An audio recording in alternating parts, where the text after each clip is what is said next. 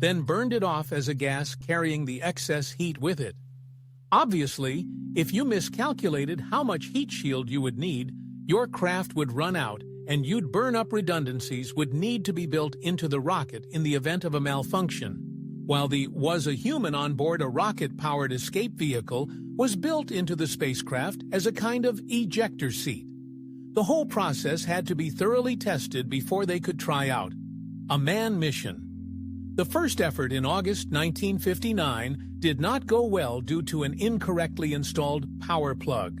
The first Mercury Redstone rocket, known as Little Joe, only got about 4 in off the ground before dropping back down on the landing pad. Future launches had mixed results. Von Braun ran 20 tests in all between 1959 and 1961. Most of these tests were not crewed, except for a few where trained monkeys and chimpanzees occupied the pod. Von Braun wanted to be absolutely sure of success before allowing a human to go up in one of his rockets. While his caution was excellent scientific practice, it came at a price. In April 1961, Russia beat America to the punch by successfully launching astronaut Yuri Gagarin into orbit, making him the first man in space. Von Braun's first human launch came 1 month later with astronaut Alan Shepard. Although this was still only a suborbital flight, 2N for the Russians, they got the first satellite into space and now the first human into orbit. And the U.S. was worried. Project Mercury ended up launching 6 human flights, 2 on Redstone Rock Row ETS and 4 on Atlas rockets, all of which were successful. And although they didn't get into space soonest, as had been their goal, they learned incredibly important things about launching rockets, enduring space, and surviving re-entry. However, when NASA announced the Apollo program in 1960, with its intention to reach the moon, it became clear that far more knowledge would be needed. Mercury had seen its final mission put an astronaut in space for a day and a half, but trip to the moon and back would take 8 days. Also, NASA decided the best way to get to the moon would be to use the lunar orbit rendezvous method. The plan required them to perform perhaps the most difficult maneuver in space travel, docking with another object in orbit. They hadn't even achieved this around Earth yet, let alone the moon. The lunar orbit rendezvous method consisted of a lunar module detaching from a command and service module landing on the moon, then meeting back up with the command and service module, which would then take all the astronauts back to Earth. Astronauts would also need to practice doing spacewalks in case work on the outside of a spacecraft became necessary during transit. And finally, more practice would be needed with re-entry techniques, particularly touching down at a pre-selected location on land. Although in the Apollo missions, this last idea was dropped.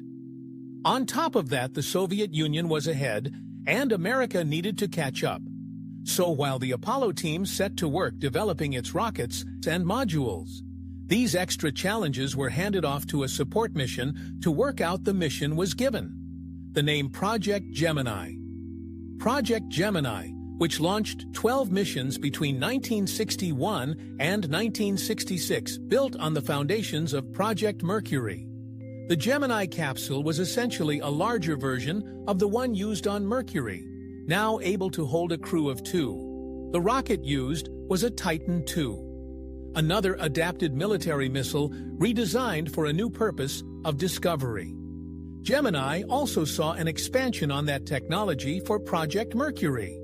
The Mercury spacecraft could do little to redirect itself once it made it into orbit. If a space rendezvous was going to happen, this would need to change. The Gemini spacecraft was given an orbit attitude and maneuvering system to allow it to change its orbit and orient. While in space, the Gemini spacecraft was also developed to be able to support a crew in space for longer. By the launch of Gemini 5, astronauts were able to spend an entire week in space to play it safe in later flights. This time was extended to 14 days by Gemini 7. 6 more days than would be required for a trip to the moon. While there was a lot of success with these missions, there were some scares too. Neil Armstrong flew on Gemini 8. The purpose of this mission was to meet up with and dock with an uncrewed Agena target vehicle, which had been launched earlier. The first part of the mission went smoothly, with the docking being a success. But while Armstrong and his co-pilot David Scott were still in the target vehicle, they noticed that the ship had started spinning in space. This could be catastrophic. If the spinning ship hit their Gemini ship while the two attempted to undock, it could cause fatal damage to their craft. Furthermore, they were not exactly sure why the craft was spinning if a thruster was firing when it shouldn't be. Then it would be using up valuable fuel. Fuel that was needed to orient themselves for the correct way for re-entry if they were not facing the right way. The heat shield would not protect them from the incredible heat generated. The two astronauts worked quickly, and by firing one of the opposing thrusters, they were able to slow the two crafts enough that they were able to get back into the Gemini craft and just about undock safely. They realized then that it had been one of the Gemini craft thrusters that had been firing. Both astronauts were close to passing out. However, they managed to fix the fault and using the re-entry thrusters. Armstrong calmly got the craft back under control. Stopping his tumble, he managed it with only 30% fuel. Music remaining.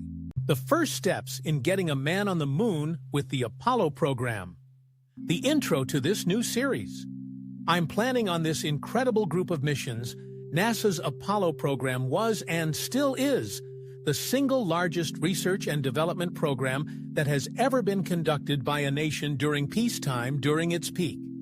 NASA was employing 400,000 people, drawing on the support of 20,000 different industrial companies and universities, and represented 4.4% of the entire U.S. government's budgetary spending, given that nowadays NASA only represents about 0.5% of the U.S. government.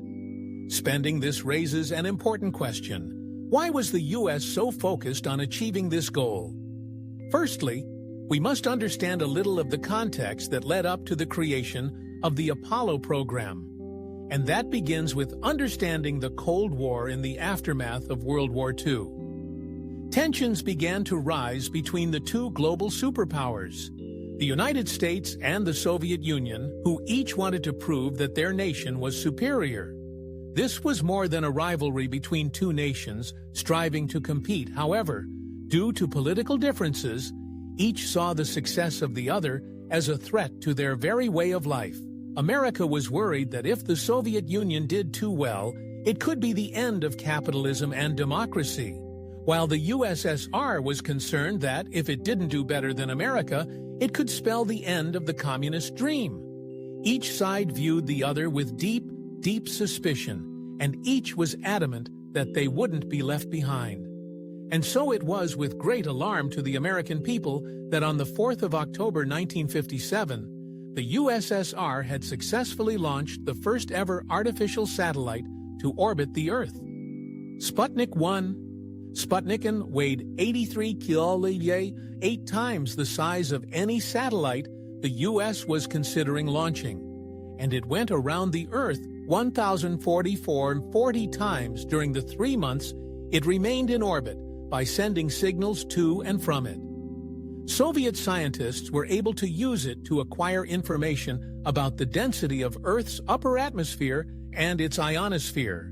The rocket that launched Sputnik 1 was called the R-7 and was capable of producing 4.4 million newtons of thrust. American rockets, by comparison, could only produce 670,000 newtons of thrust. This breakthrough settled the American people for 2 reasons.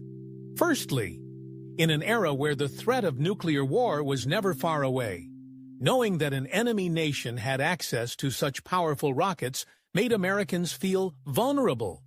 It seemed perfectly possible that such rockets could carry nuclear payloads instead of scientific ones. A valid concern, as the R-7 was designed with a nuclear payload in mind. And up until that point, the U.S. had never been worried about such attacks on their home soil due to their geographical distance from other nations.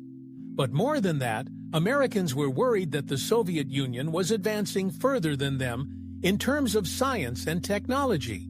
To reassure the people, the then unelected President Kennedy ran for office on a promise that he would ensure American supremacy over the USSR in space technology.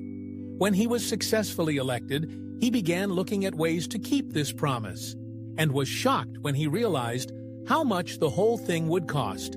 However, when the USSR completed another space landmark on April 12, 1961, by getting the first human into space, President Kennedy began to ask his researchers what they could do to match or exceed the Soviet progress.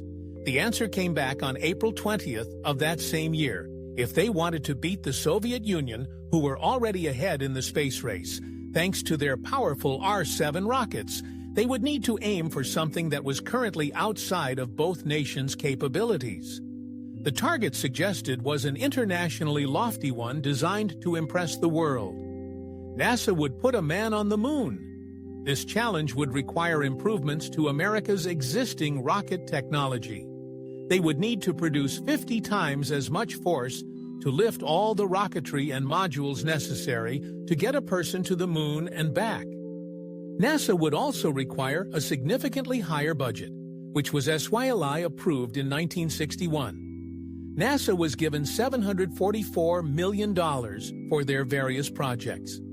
Just a few years later, as the budgetary requirements ramped up, NASA was receiving over $5 billion per year. NASA began using these funds to expand their operations, building new launch sites and mission control centers, hiring new staff, and purchasing research and development equipments such as vacuum chambers, capable of nearly simulating a perfect vacuum. NASA had already been considering how to get a man to the moon in early 1960, but with this infusion of resources and political impetus, they began to consider the problem much more seriously.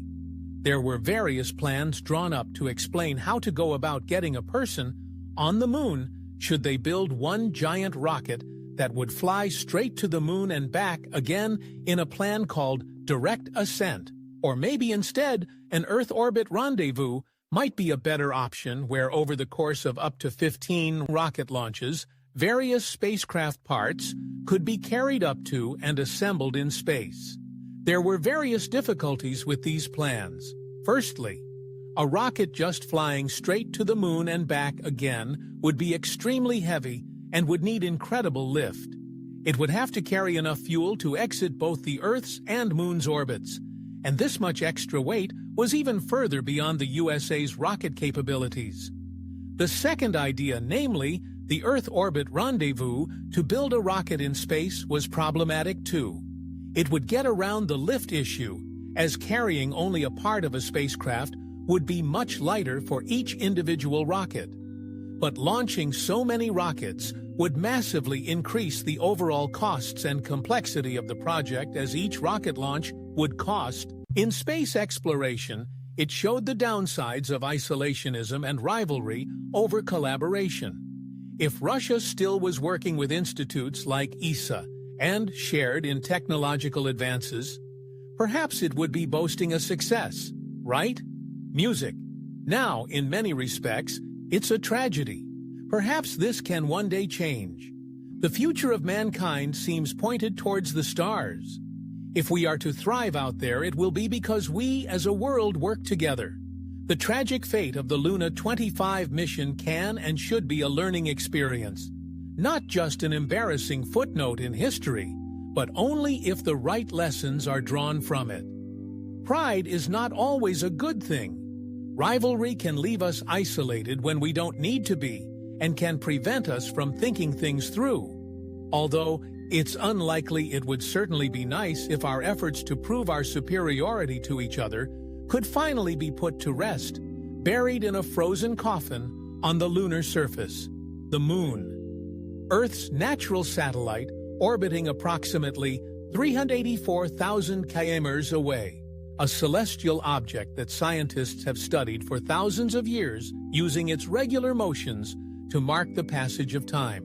In calendars, its dependable rhythms helped ancient civilizations to track when to plant crops, and its waxing and waning phases cemented the moon's place deep in the heart of symbol and tradition. It's a wonder, a necessity and a curse. While the moon's desolate, beauty has captured the vision of poets. It also brings desolation. There is one lunar rhythm that is not helpful to us, a 19-year cycle that brings unexpected floods and ruin. And NASA scientists are worried that in the middle of the 2030s is about to hit its hardest yet for ecosystems that are adapted to it in the right way. This won't be a problem, but how adapted are we? I'm Alex Milan, and you're watching Astrum. Join with me today as we learn about the innocently named lunar-nodal cycle and why we need to start developing a much better understanding of the fluctuating behavior of our moon if we are to protect ourselves against its dangers. Much like the sun, the moon is an inescapable part of life. On Earth, the moon has an immense impact on our planet. You likely have already heard how its cycles influence our wildlife, affect our climate, and create tides.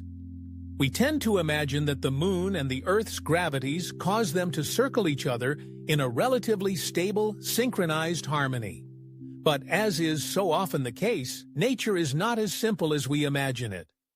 Instead, every 18.6 years, the moon's orbit undergoes a subtle revolution, a shift in its alignment between us and our sun that causes high tides to grow even higher, tipping us over the edge into dangerous flood territory.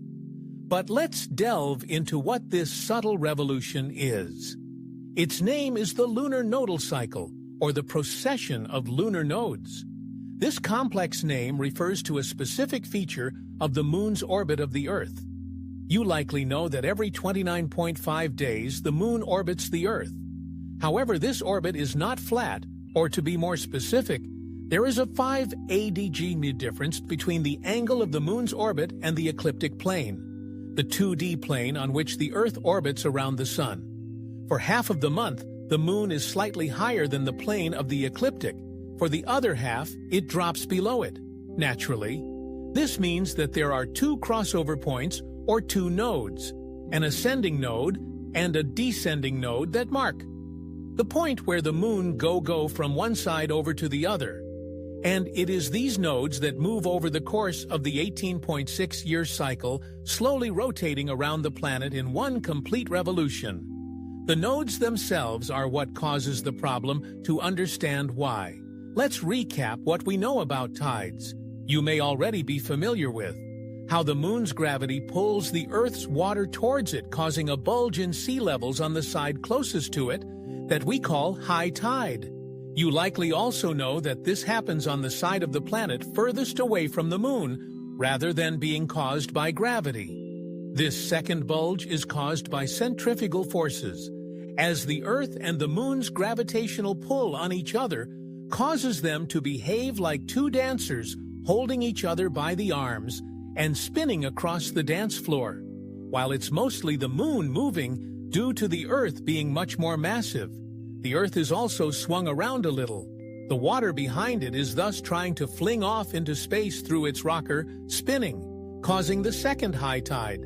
The sun also has a role to play in tide formation. Albeit to a lesser degree, it's a bigger mass which would cause a greater pull if it were closer. But its further distance means that the sun's effect is only 1/3 as big as the moon. When the moon and the sun are aligned, we get extra large tides, called spring tides. This happens 6 to 8 times a year. When not aligned, they partially cancel each other out, causing smaller tidal extremes known as neap tides.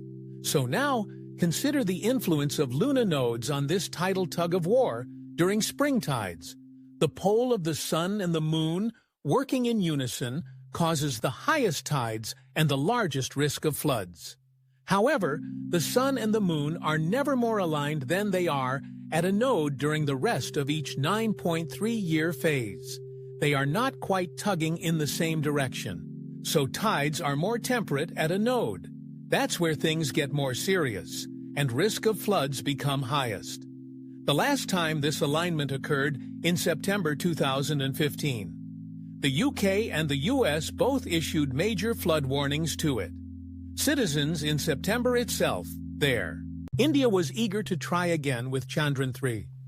This set Russia and India on a course from collaborators to competitors. Both Russia and India were interested in the moon's south pole, where Chandrayaan-2 and others had confirmed through spectrometry the presence of water ice. Luna 25 and Chandrayaan-3 were now racing to be the first lander to successfully touch down on the moon, South Pole, and potentially discover that water ice. However, Russia faced a new problem, the invasion of Ukraine in 2022. Western countries were outraged at Russia's decision to attack its neighbor and came together to impose massive sanctions. Not only was this painful economically, but one vital element of these sanctions was a ban on the trade of high-end computer chips and components. These would prevent Russia from developing high-precision ballistic rockets for use in its military, but hit Russia's Luna goals. Two European scientists began ending their collaborations with Roscosmos in an interconnected world where Russia traded for much of its high-end components. Russia would now have to go it alone. India completed Chandrayaan-3 and launched it on the 14th of July 2023, a mission we covered in greater detail in a previous video. However, the route that they took to the moon was a fuel-efficient but time-inefficient one. It would take over a month to actually arrive on the moon's surface. India estimated a touchdown date on the 23rd of August. If Russia really hurried, it could complete its lander and arrive before India by taking a shorter, more fuel-intensive route using Russia's powerful Salyut 2.1B rocket. The Luna 25 mission had by this time been delayed from 2021 to 2022, and then to 2023. In a bad stroke of luck for Russia, its BIB navigation sensor didn't pass quality tests. This was problematic as the BIB sensor relied on a computer chip normally supplied from the West, a chip that Russia could no longer purchase due to Western sanctions. So Russian scientists had to develop a new one on their own. The Bias L Luna 25 was cleared as ready to launch on the 11th of August 2023.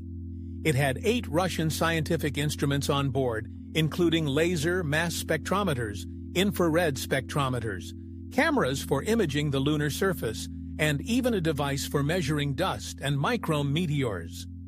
Luna 25 would operate on the moon's surface for a whole year, enduring the freezing cold of Luna night and the intense solar radiation of Luna days. It had the potential to do some good science. The SO rocket was powerful enough that it would get Luna 25 to the moon surface by August 21st, 2 crucial days before India's lander arrived. Russia would indeed win the race against its rival Luna 25, launched successfully from the VNE Cosmodrome on the 11th of August 2023 and entered the moon's orbit on August 16th.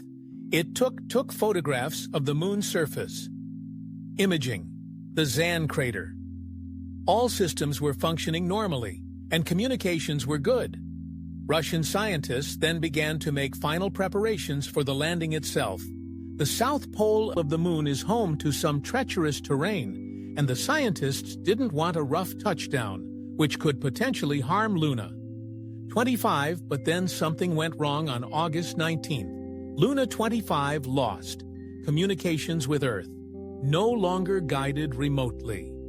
Luna 25 attempted to perform its own pre-planned maneuver that would take it from a circular orbit around the moon into the new path down towards the surface. However, further failures occurred. The Bias L navigation device, the one developed by Russian scientists, after the previous one hadn't passed quality control tests, had sent bad information to the ship's onboard control unit. As a result, the thrusters fired for 127 seconds instead of the intended 84 seconds, pointing Luna 25 into a steeper and steeper descent on the 20th of August. Luna 25 creamed down towards the moon's surface at a pace too fast to stop. Roscosmos scientists could do nothing but look on in horror as the lander hurtled into the terrain traveling faster and faster, although no external cameras witnessed the impact. It's easy to imagine the grim result of acceleration under gravity that turned Luna 25 back into a Luna coffin. Its Luna mission had not lasted a year, but only a few days. NASA's Lunar Reconnaissance Orbiter did a flyby later, taking an image of the site of the craft's final resting place. Luna 25 had impacted hard, creating a crater about 10 miles in diameter. Russia had attempted to show the world that it was still a great power when it came to space exploration. However, Luna 25 had been mired by pressures and challenges. Western sanctions had indirectly sabotaged it. The Russian replacement ship was not precise enough or was not hardy enough to survive the high radiation environment of space. However, Russia's attempt to beat its rival India had also created problems for itself when I learned about its arrival date being 2 days before India. It reminded me of a similar time when the Soviet Union's Luna 15 mission crashed into the moon only a few hundred miles, and on the same day as Apollo 11 landed, Luna 15 had been tasked with collecting moon rocks, the same as the astronauts of Apollo 11. And although it was unmanned, if America's mission had failed, it would have been a point of pride to the Soviet Union that Luna 15 had managed to steal. Americans' thunder, this was political. Point scoring, the Soviet Union didn't want to just get to the moon. It wanted to get there first. And inevitably, when you're racing to beat someone else, you take less time making sure everything works as well as it needs to. And so you run a greater risk of failure. Ultimately, just like with Luna 15, Russia's Luna 25 had the opposite effect that his country's leadership intended rather than show Russia's superiority. Hundreds of millions of dollars, and assembling a spacecraft in space would be no easy feat either. Finally, NASA decided on a plan that could use the best elements of both. Their idea was to create a rocket that would come apart with a mission plan they called the Lunar Orbit Rendezvous. The rocket would take 2 modules, a capsule, like Command Module, and another segment called the Luna Module out of Earth's orbit. These 2 modules would travel together to the Moon.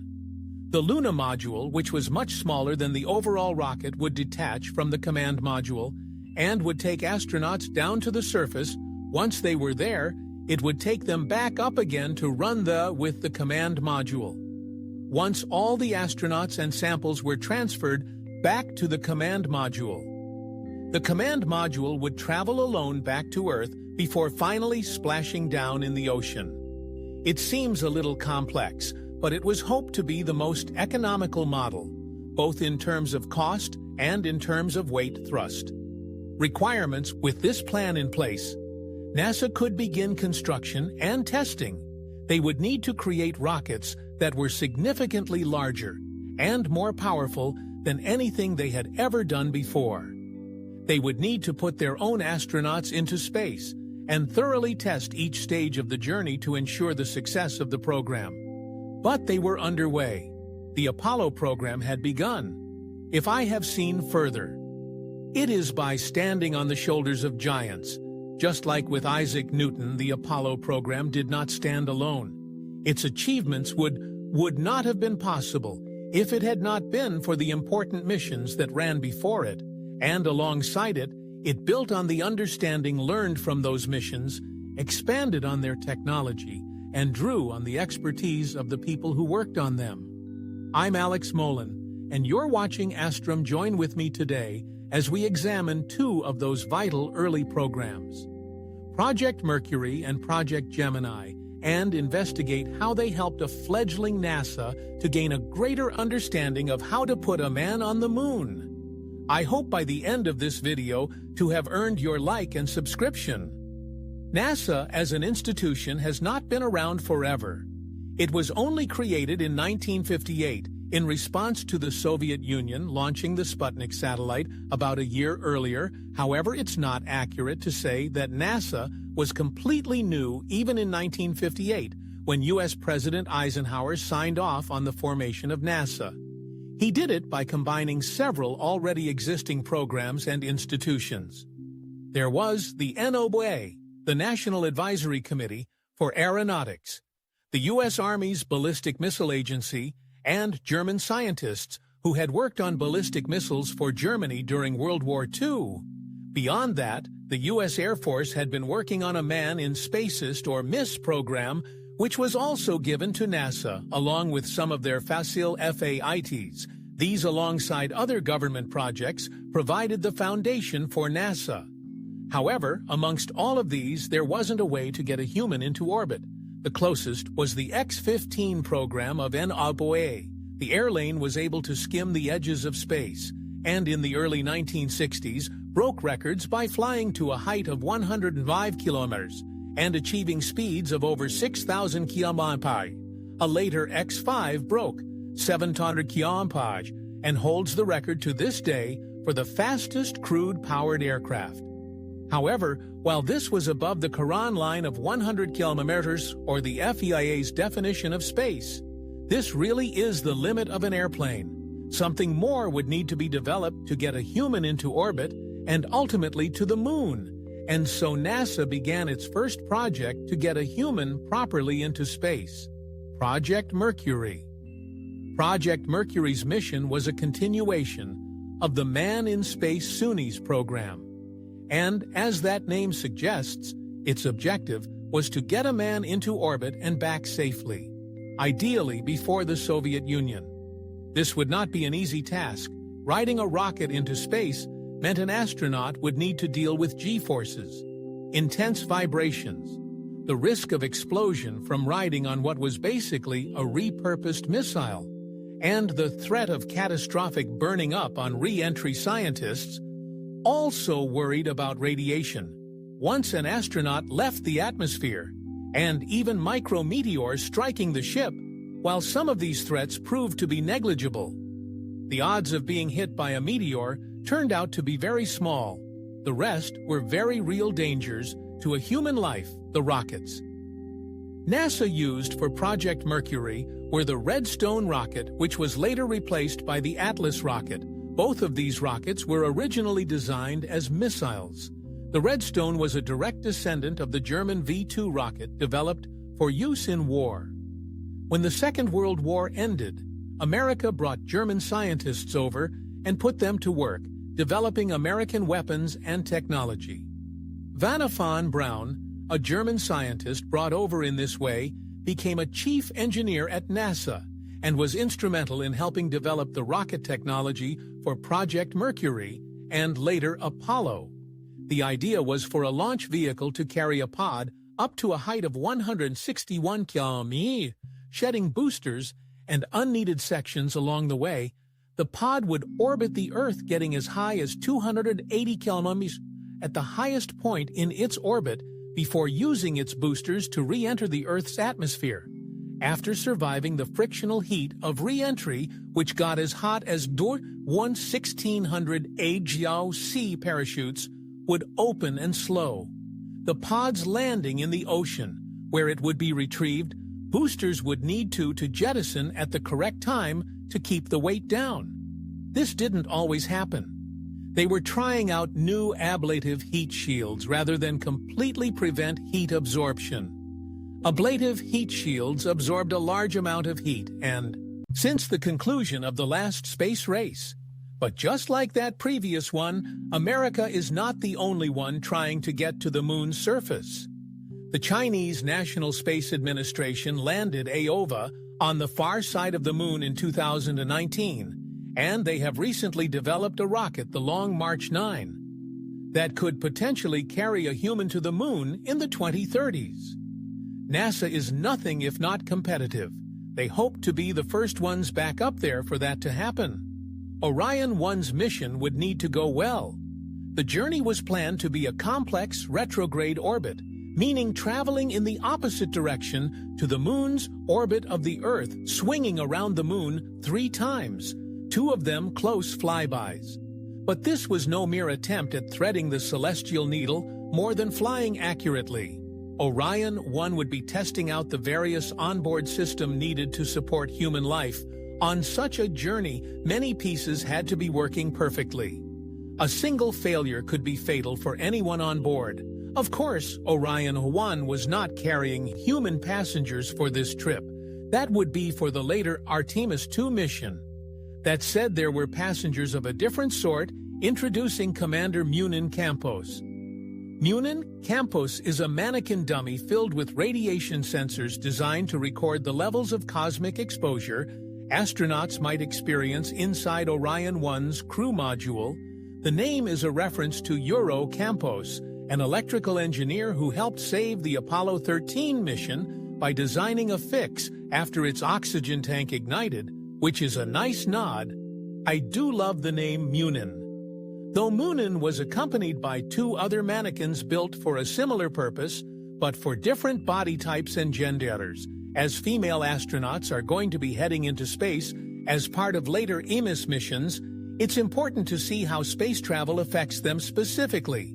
The clothes these mannequins wear, and Orion itself will need to protect the mannequins from cosmic radiation. Most agencies to 50 MTS is the maximum safe amount of radiation a person can be exposed to. In a year on the Moon, levels can get as high as 380 Ms. If NASA cannot get these exposure levels down to more manageable levels, it will pose serious health risks for any future astronauts. Orion 1 launched. This was the maiden voyage for both it and the rocket carrying it.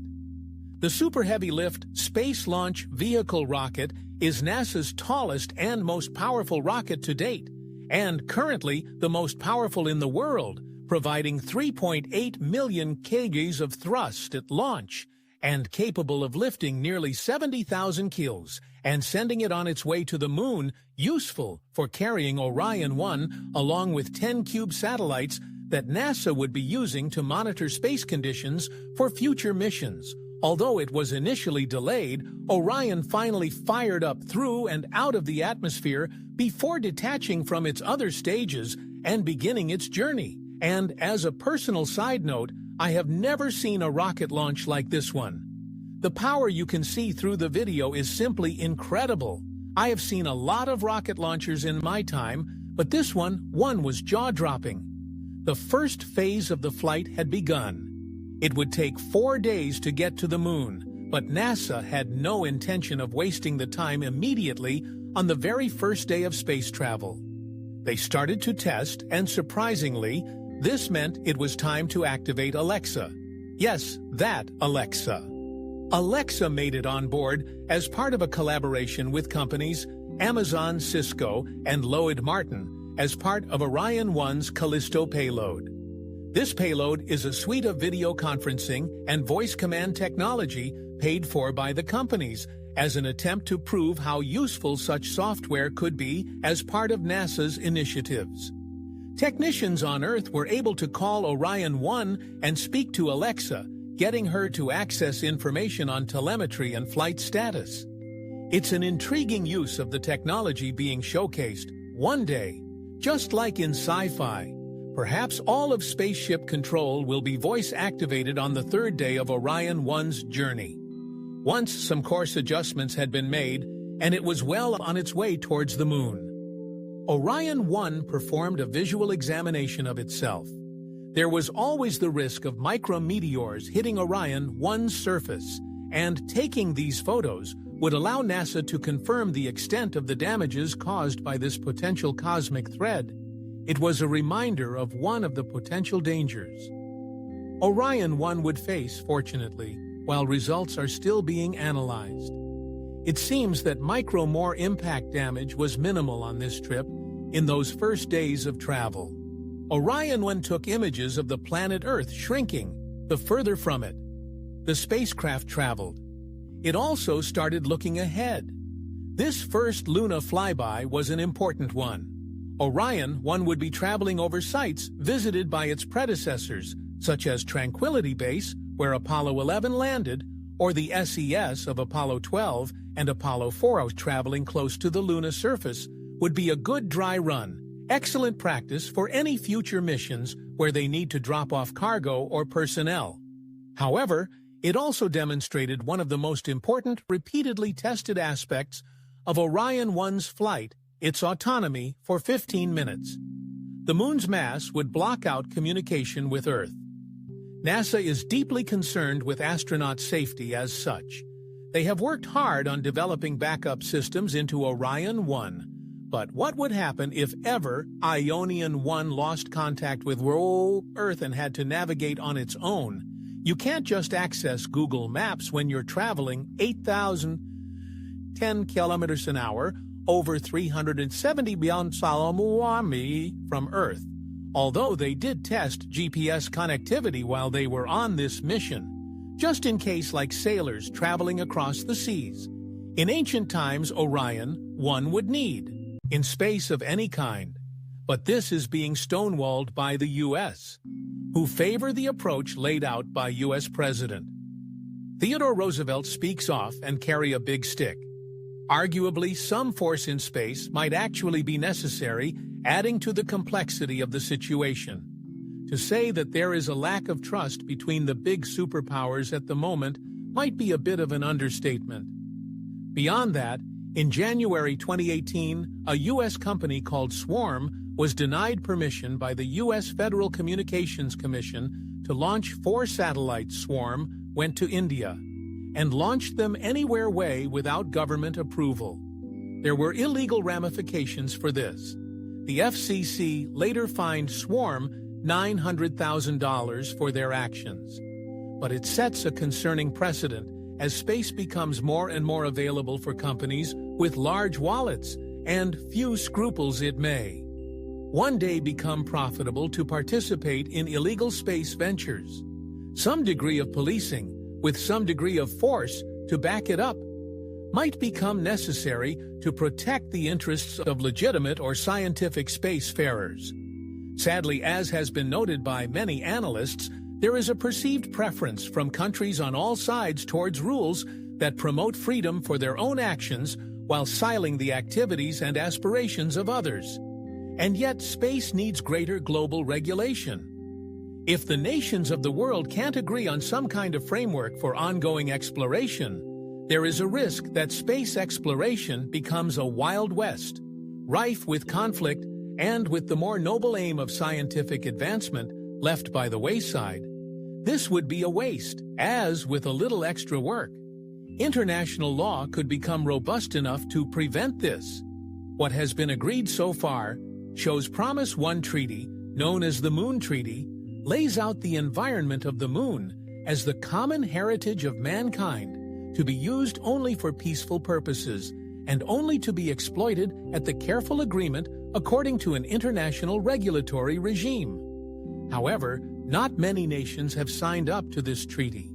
None of the nations that have their own significant launch capabilities, such as the U.S., Russia, or China, which leaves this treaty largely ineffectual there so far, has not been any agreement on what this regime would look like, nor what the common heritage of mankind actually.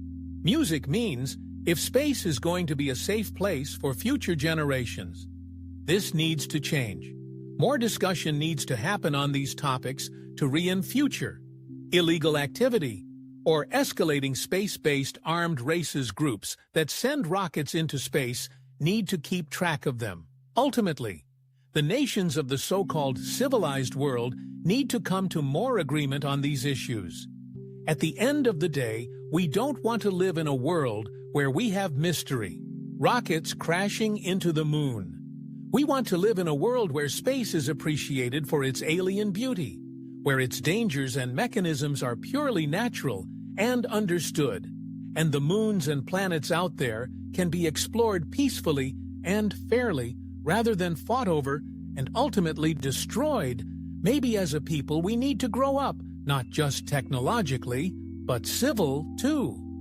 Humanity has always new frontiers. In the 16th century, when Christopher Columbus first sailed to America, thousands of Europeans embarked on a perilous 6-month voyage across dangerous oceans to follow him.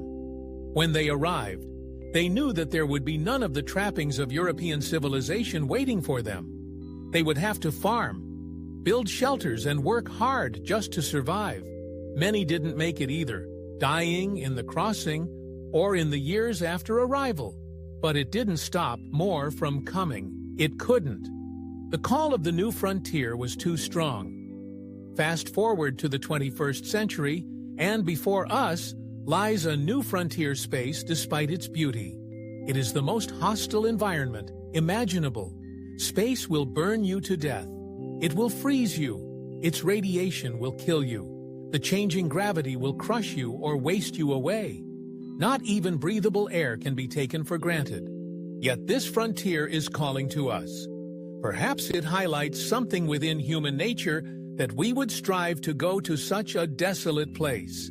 Maybe we relish the challenge.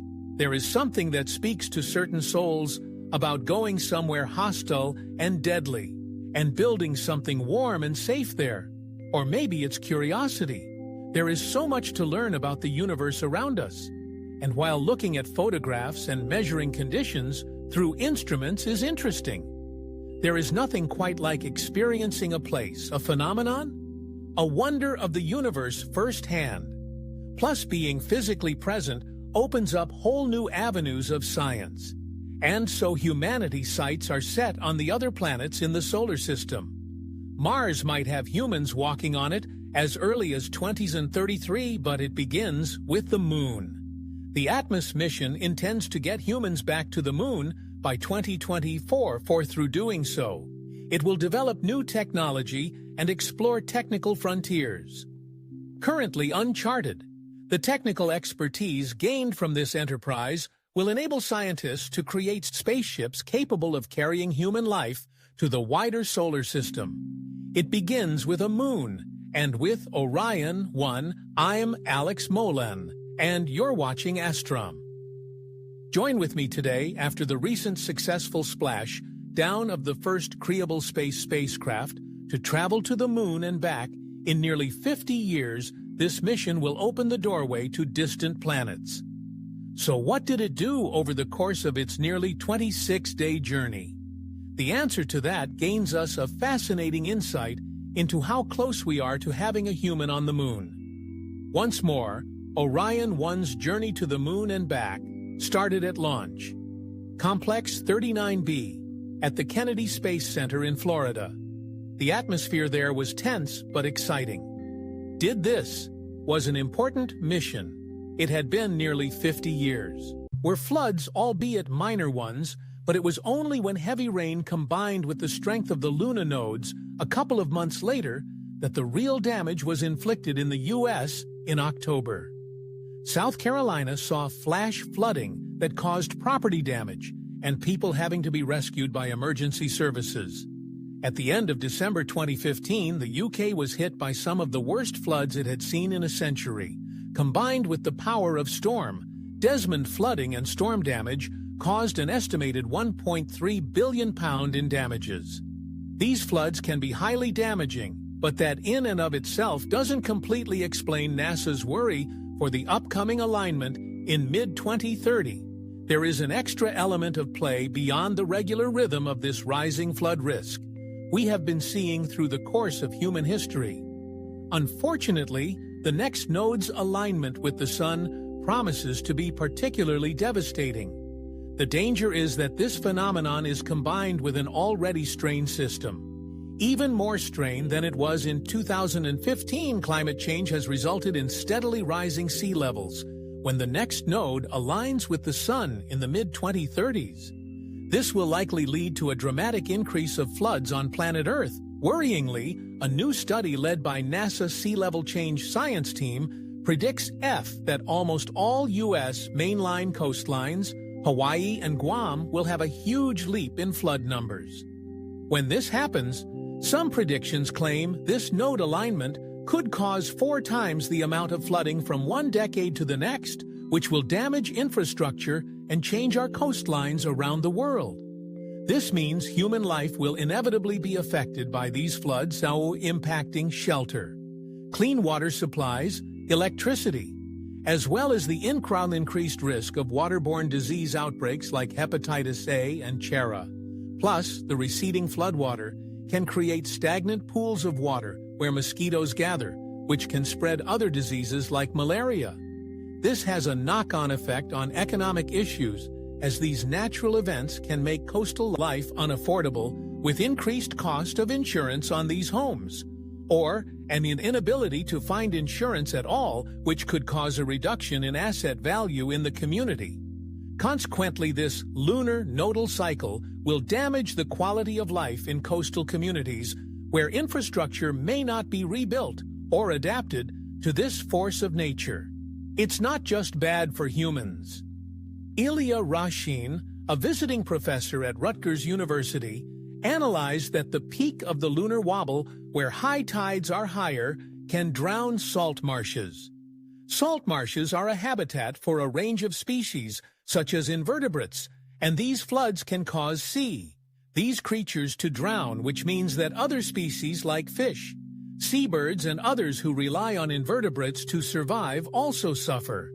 And they aren't the only ones that rely on salt marshes, as salt marshes hold a multitude of marine life, which includes 75% of all fishery species. This means that the lunar wobble impacts the food chains of humans and animals, causing disturbances to their natural habitat and impacting their populations.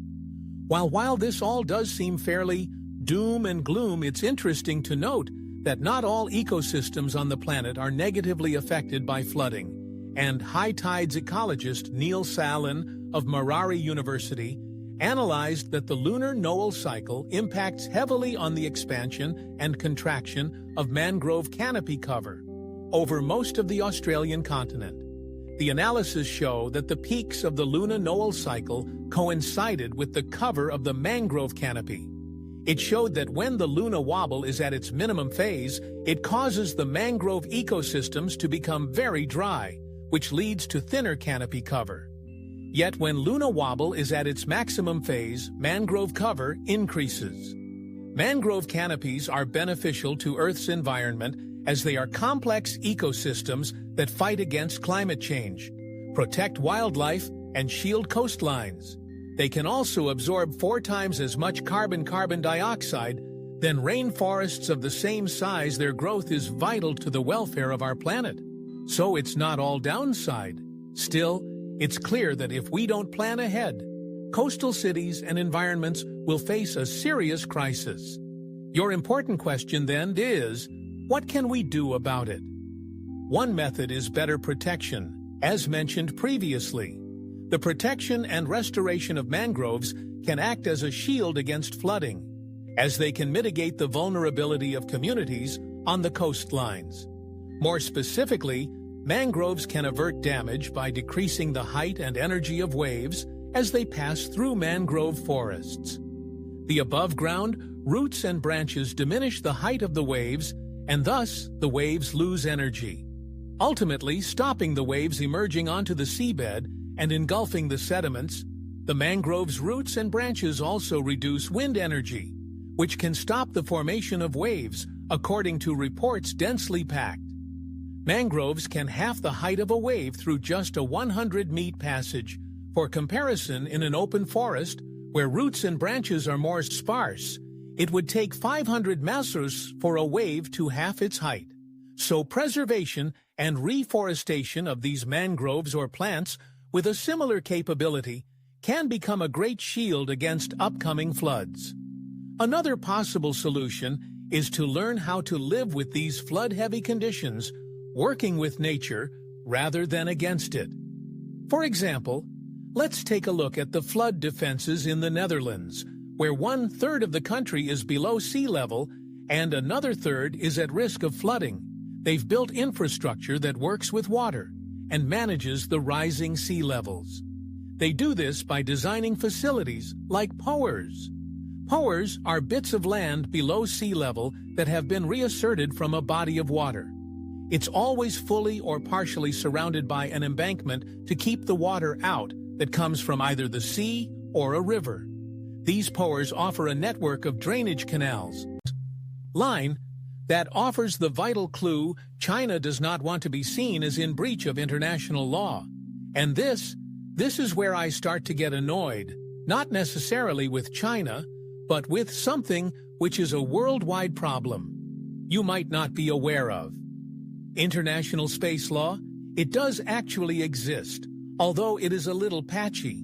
It is made up of a number of treaties that various countries have signed and ratified over the years, such as the Rescue Agreement, highlighting nations' responsibilities to help astronauts in distress if they are able, or the Outer Space Treaty of 1963, which enshrines in international law the right of all nations to explore space, makes states responsible for all space-related activities of their citizens, and maintains that space. Objects like the moon should only be used for peaceful purposes. It is the treaty that forbids any nation from placing nuclear weapons in space, which is probably why there are no orbiting satellites with nuclear weapon platforms up there today, ready to rain down destruction on the planet. It makes states liable for damages that they cause in space and requires them to avoid harmful contamination of celestial objects. It's likely this last article that China is trying to not run afoul of, while there was likely little harm done by the mystery rocket crashing into the moon. It's not a good look to accidentally lose track of your rocket stages and have them crash into things later. If any bacteria were on the rocket, that could cause contamination, even worse if the rocket part had crashed into a satellite, or if there one day ends up being lunar bases on the moon, and the rocket part had hit one of those, then it would have meant China had broken international law. But why do I suggest that this will lead to an era of conflict after all? While it's disappointing, it's certainly not that surprising. A nation would try to hide things to get ahead, or to avoid looking bad. And I take issue with more than just the fact that there's an increasing amount of space day circling in space, although this is becoming an increasing problem. No, the true cause for alarm is the fact that space law is so unregulated that a rocket's origin was a mystery in the first place. International law is currently insufficient to ensure the peaceful exploration of space in the years to come. What exists is noble but rife with holes and ambiguities. Let's take, for example, the Outer Space Treaty, one of the foundational treaties for the peaceful use of space signed by 117 countries around the world, including the US, China, Russia, and essentially anyone else with a space program. It states that outer space is not subject to national appropriation by claim of sovereignty, by means of use or occupation, or by any other means. But this is actually being somewhat ignored. How does this idea square with the desires of increasing number of nations to set up bases and mine places like the moon? If you set up a base on a planet or moon, that certainly sounds like you're trying to stake a claim to at least part of it, which sounds a lot like sovereignty. Claiming resources certainly appears to me to be appropriation. The U.S.-EMU's accord, signed by 23 countries, now attempts to get around this by having SES legally state that they're not appropriating any of the resources they direct from the moon. But other nations claim that this is nonsense. The American interpretation has been perceived by some as just a new version of the enclosure movement of Britain in the 18th century, where Britain just claimed land as its own, depending on which legal interpretation is carried out. In the end, there is a risk that any nation that attempts to claim resources from the moon might be in breach of international law, but clearly, this is not slowing anyone down. Furthermore, consider the Outer Space Treaty article about space being a place for peaceful purposes. No nuclear weapons or weapons of mass destruction are allowed in space. However, this applies only to weapons of mass destruction, which leaves a lot of wiggle room for weapons of middling destruction or lower. And such ideas are being currently explored in 2003, a full 40 years after the Outer Space Treaty was signed. The U.S. Air Force proposed an idea of placing 20-foot-long tungsten rods, nicknamed rods from God, into orbital launches that could fire them from space. These falling rods would drop at speeds reaching Mach 10, hitting with the force of a small tactical nuke, but without the radiation would launch far less detectably than a missile arriving in half the time, and would be almost impossible to defend against. Fortunately, rather than rods, it was the idea that was dropped, as it was too expensive, but not because it encroached on international law, with civilization's increasing reliance on satellites for business communication, banking navigation, and a host of other applications. Weapons in space are becoming increasingly common. Satellites are increasingly becoming a point of vulnerability in a nation's security. Various nations are developing anti-satellite missiles or defenses against ASAT missiles to threaten others' interests and defend their own. This is a complex issue, but one that carries unexpected dangers. Space conflict of this kind is not as intuitive as you might think. When Russia tested one such ASAT missile on a test satellite of its own, it sent thousands of pieces of debris into orbit around the planet. Some of these pieces could remain in space for years, and if they collide with other debris or satellites, those in turn could shatter, creating a cascade effect collectively known as Kessler syndrome. If such conflict became widespread, it could be an end to satellites in space for everyone. Interestingly, Russia and China have pushed for a treaty known as Paros that bans all weapons. Once Jack had touched down, the headlines back on Earth shifted, nicknamed Moon Sniper for its stealthy precision. Its whole mission was mainly to demonstrate how precise of a landing we can now pull off. As such, the tiny spacecraft was not meant to survive the extreme conditions of a Luna KN, and yet somehow it has survived 3 baffling scientists. This resilient craft kept waking up and sending back data and images from the lunar surface. Oh, and it's also upside down. I'm Alex Molan, and you're watching Astrom. Join me today on this topsy-turvy ride as we dive into the details of JAXA's first moon landing. What has kept the Moon Sniper functional through 3 Luna KNs, and how much pinpoint landings will change the future of Luna exploration. The Smart Lander for Investigating Moon, also known as SLIM, or Moon Sniper, is a small, lightweight spacecraft about the size of a passenger vehicle. Its mission is to analyze the composition of olivine rocks near the Joly crater, some 200-pound 100 mil south of the Sea of Tranquility, where Neil Armstrong took his famous small step. This landing zone stands on ground ejected by the nearby crater, giving researchers a chance to study lunar rock without having to drill by analyzing the rocks there. JAXA hopes to learn more about the moon's origins, interior, and formation. SIM also carried 2 tiny Luna excursion vehicles, LEV-1 and LEV-2. They were designed to deploy from SLIM and gather some of their own data and photos. Beyond its scientific aims, SLIM is also a showcase of the latest in engineering and mission operations. It aimed to demonstrate how a small explorer could execute accurate lunar landing techniques. This would accelerate the study of the moon and other planets by using a lighter, more precise exploration system, able to land in treacherous rocky terrain too difficult for larger crafts to understand why this is a big deal. It helps to have some historical context. The first thing you have to know is that only about 43% of Luna landings are successful. Past Luna missions faced huge limitations in landing accuracy, mainly constrained by technology and the lunar environment. For example, it took the Soviet Union a dozen attempts before they finally landed Luna Chapter 9 on the moon.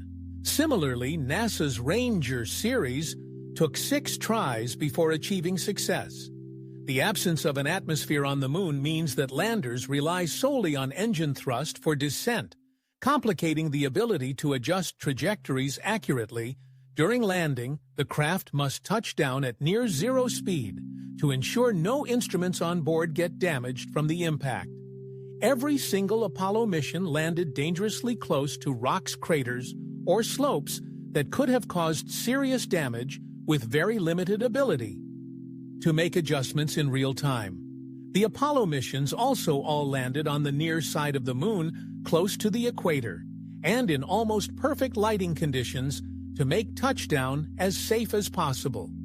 The downside of this, though, is that NASA was always sending spacecraft to the same patch of moon, meaning actual exploration of the surface was limited to this specific landing zone. If we could make a spacecraft capable of landing in a super-precise 000435 landing zone, we could send it to explore whatever and wherever.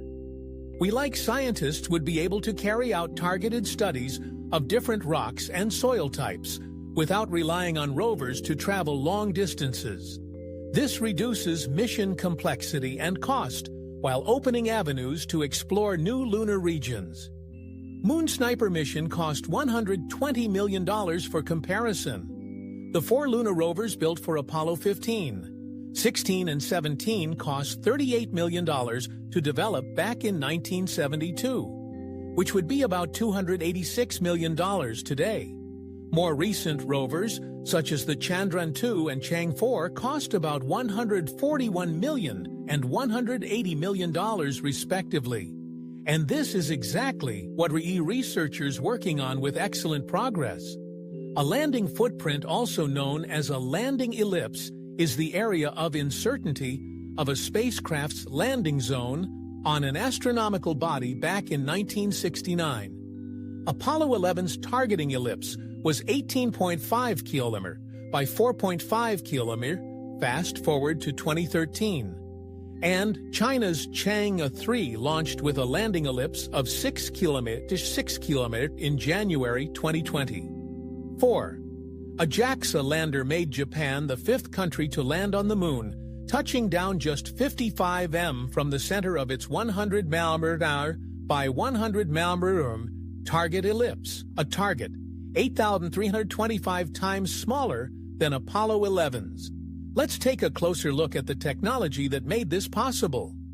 Moon Sniper was able to land as precisely as it did thanks to its vision-based navigation system, which JAXA refers to as Smart Eyes, by continuously capturing images of the moon's surface as it descends.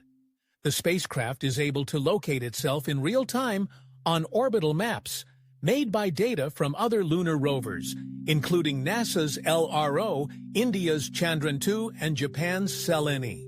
These positions were then matched to a broad map encompassing its location to determine the exact landing site by processing the images in real time.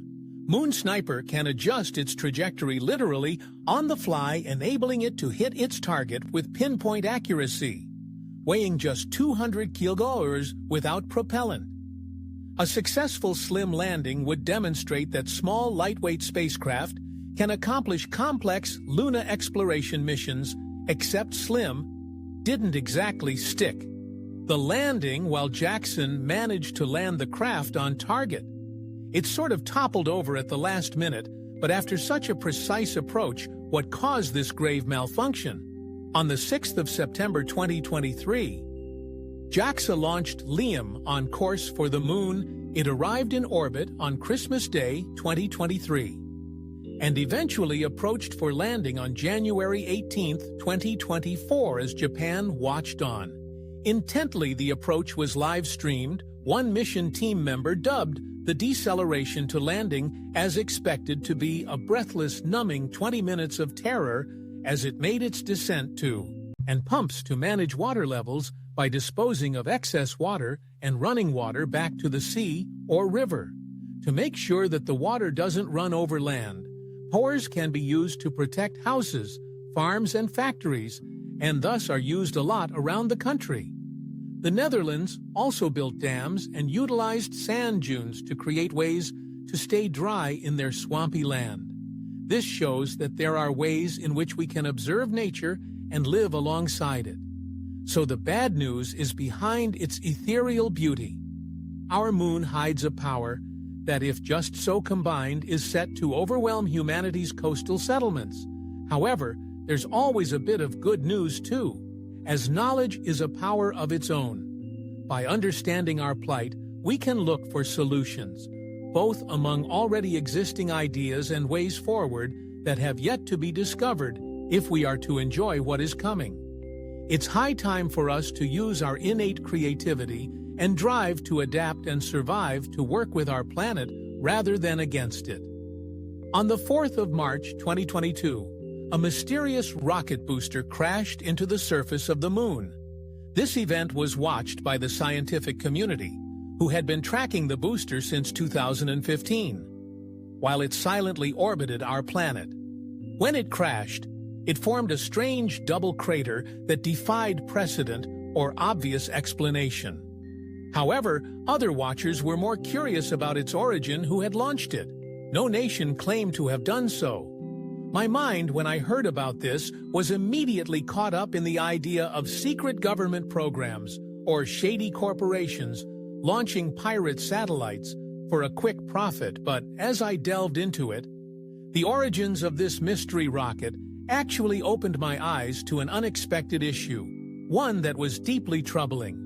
It speaks of an era fast incoming where rather than space being a place of peaceful exploration, it might be rife with danger and conflict. Hopefully, this is something that can be avoided, but the first step is to understand what is happening up there.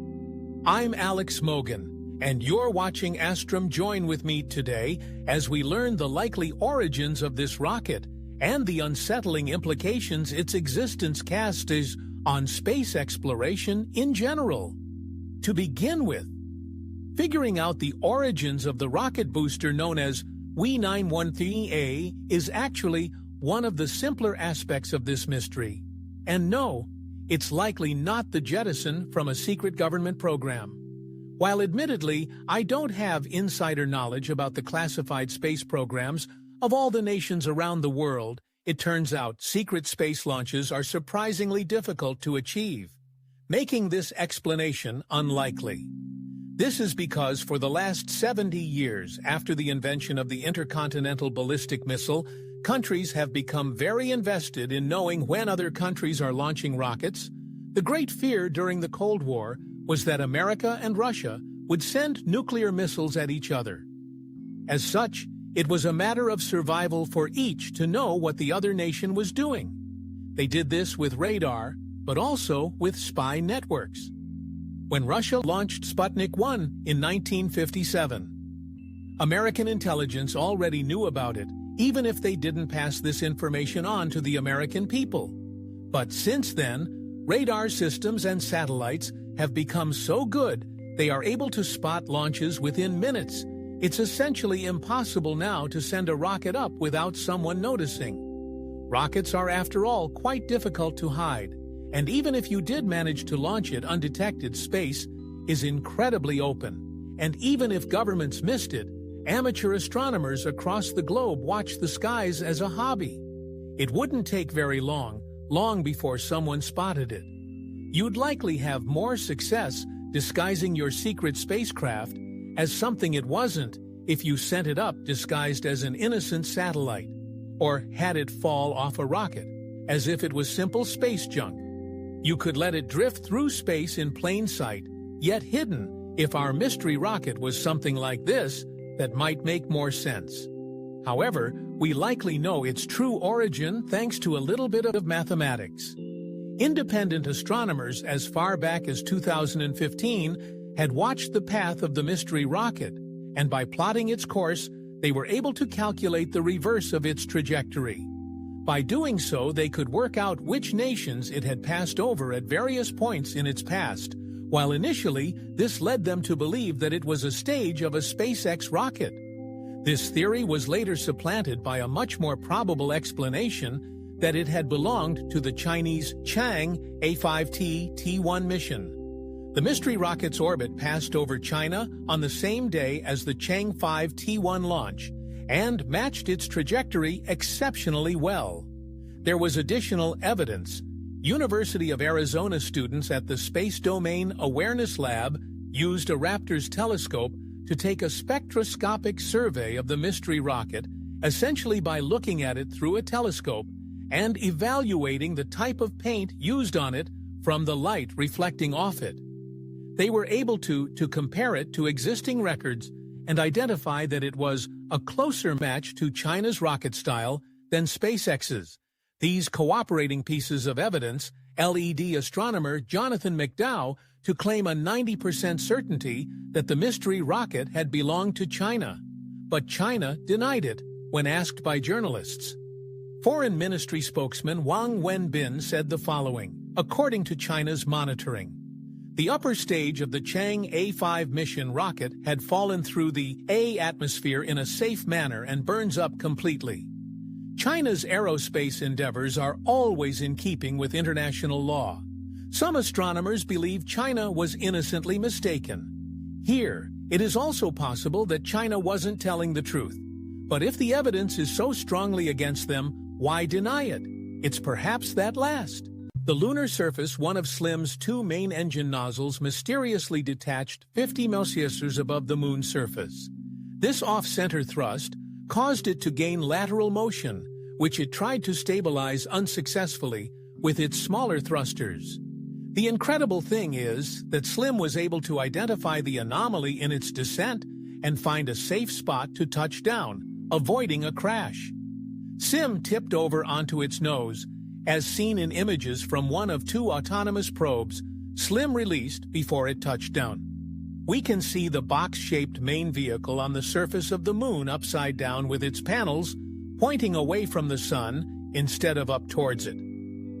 As planned, without light from the sun, it was only a brief matter of time before the craft would run out of energy and shut down soon after landing.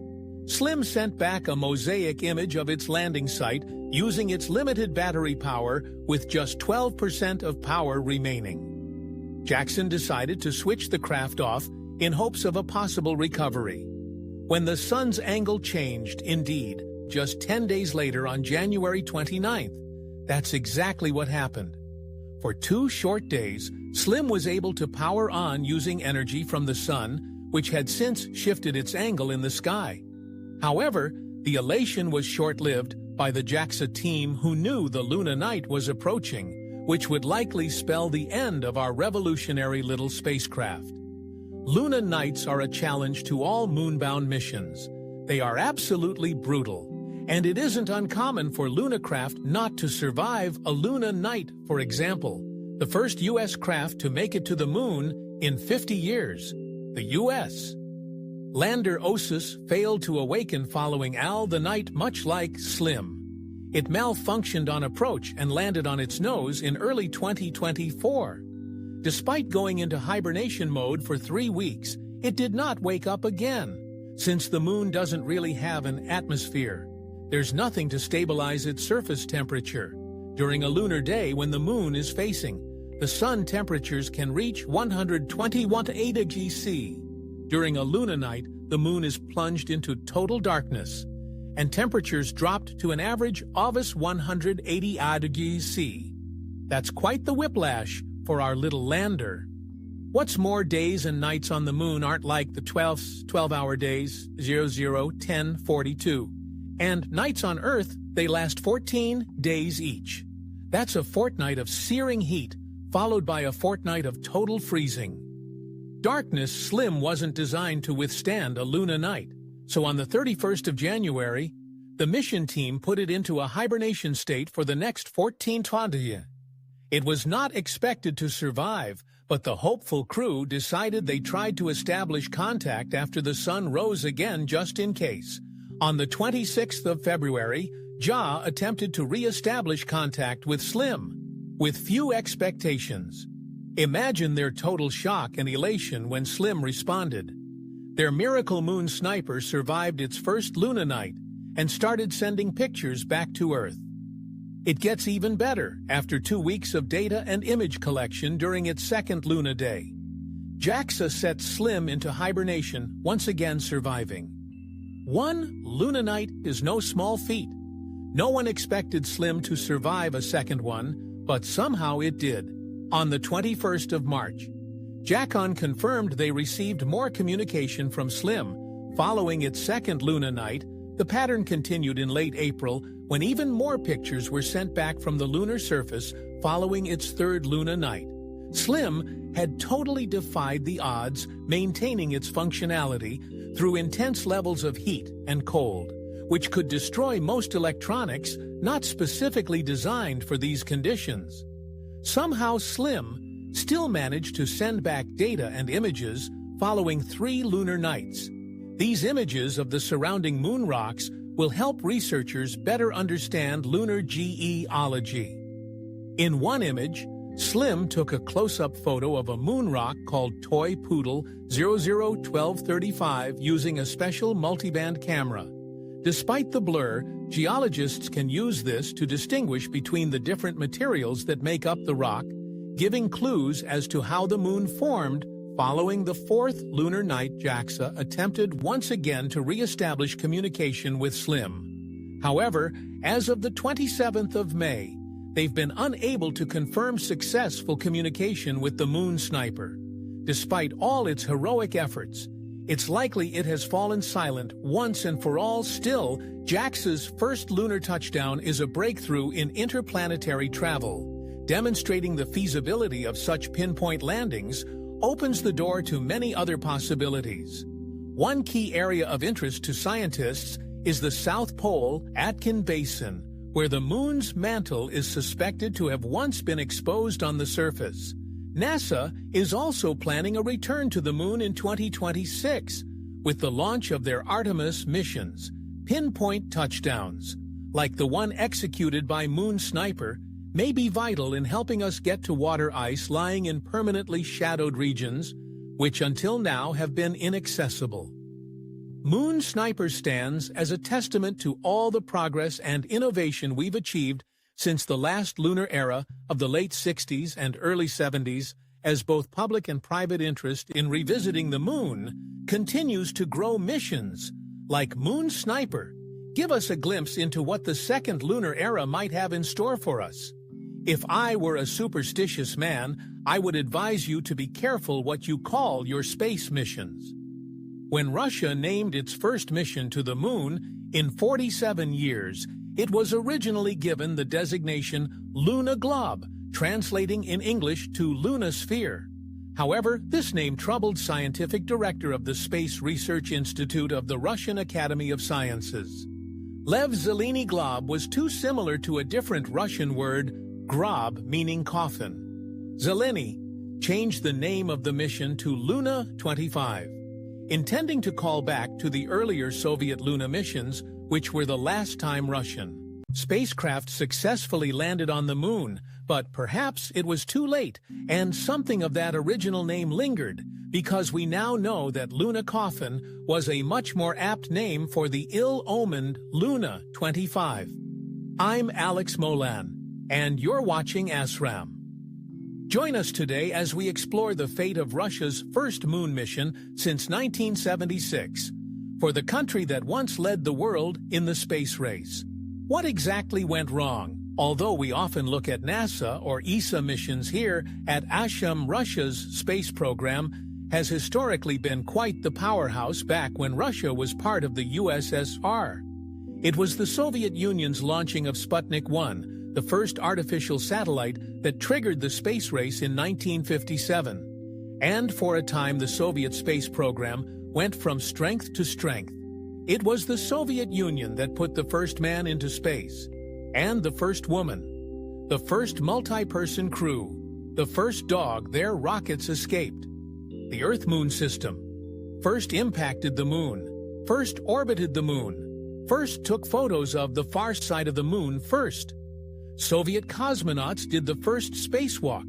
The USSR launched the first space station to the eyes of many, and to the pleasure of Soviet leadership. USSR was winning the space race. But beneath the surface, not everything was going as smoothly as it appeared.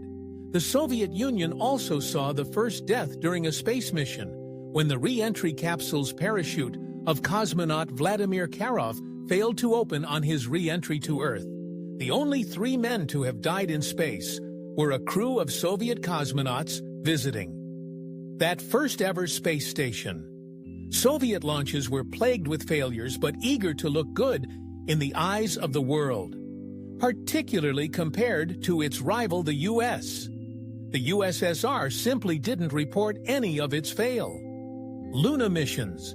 It pretended any rocket that didn't make it out of the atmosphere was never intended to be a moon mission at all. In reality, only about 34% of Soviet moon missions ended in success, in comparison to America's 60% success rate on equivalent missions. America landed the first man on the moon in 1969, and after that crowning achievement, both superpowers seemed to lose interest in continuing the race, refocusing their space programs towards non-lunar pursuits by the mid-1970s. Soviet cosmonauts never set foot on the moon itself. The USSR canceled any of its plans to do so, as the endeavor was ultimately seen as too expensive. Perhaps more importantly, what was the point of going if you were only going to get there second?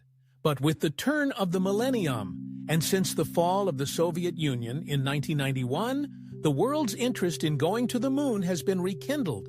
Scientists realized that the moon would make a good stepping stone for human space missions to Mars, due to its plentiful resources such as newly discovered water ice, ideal for rocket fuel air and water, and low-gravity resources on the moon, began to attract the attention of businesses for economic reasons. And nations began to consider setting up permanent bases on its surface as a way of turning a profit. And of course, there is still a lot of science to be done there, attracting those who wish to learn more about the processes by which the moon formed and the cycles that govern it. Russia's old rival, the USA, rose to dust off their space programs. America started its Constellation program in 2005, declaring their aim to go back to the moon.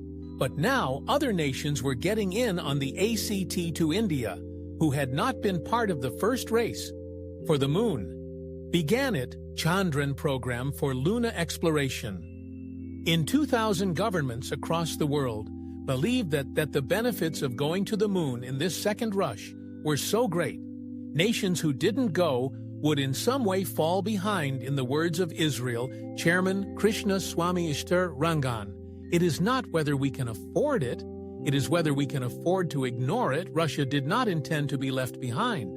It was eager to pick up the Soviet legacy of space exploration. In fact, it beat its competitors to the punch. Russia had already begun thinking about the new Luna mission as early as the mid-1990s, when scientists Meek Mavro and Eric Galov put forward their proposals to Roscosmos, Russia's newly restructured space agency. Their Luna Glob mission was approved and was initially intended to have a lot more parts to it, including a penetrator for seismic sounding, a lander, and an orbiter. However, the project initially did not have enough political will behind it.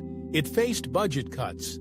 After the Russian financial crisis of 1998, when the ruble lost over two-thirds of its value in 3 weeks and was in delays that repeatedly knocked it back and put it on hold, the penetrator and orbiter was scrapped, leaving just the lander as the plan for the mission was reimagined to make it more economical. Russia wanted to be a nationally recognized player in the space game, but didn't want to spend massive amount of its budget on the plan.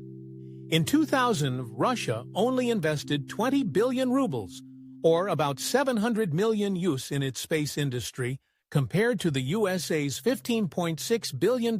One way to work around this was to collaborate with other nations. Russia initially tried to work with India on the Chandrayaan 2 mission in 2007. Luna 25 would fly with India's orbiter and be the mission's lander. However, this low spending ultimately punished them, and Russian scientists were unable to get the lander's technology working in time for the initial 2013 launch date. India eventually abandoned the collaboration and completed Chandrayaan and 2 on their own. Russia was left trying to get Luna 25 to the moon surface solo. India's Chandra 2 lander crashed into the moon, but moments like this reinforced the importance of being able to perform EVAs, or extravehicular activities. And so Gemini also saw missions where astronauts practice going outside of their spacecraft to perform checks. Buzz Aldrin set the record for this, performing a 5-hour 30-minute spacewalk, proving that with proper rests, work outside of a spacecraft was indeed possible. This also gave engineers ideas on ways they could make it easier, such as installing handholds at certain places on the craft. All in all, it was through the work of Gemini and Mercury that the foundation was laid, thanks to the discoveries made on both of these programs. NASA was making strides in its objectives to reach the moon. It also started to close the gap between it and Russia. It would now be up to Apollo to take the last steps. Thanks for watching. This video was in part made possible by all the astronauts on Patreon. If you think these videos add some educational value to the world and want to give them more stability than the algorithm, you can become a paid member on Patreon to contribute towards their creation. When you join, you'll be able to watch the whole video ad-free, see your name in the credits, and submit questions to our team. Just sign up with a link in the description. Once again, a huge thank you from myself and the whole Astrum team. Meanwhile, click the link to this playlist for more ASOM content. I'll see you next time.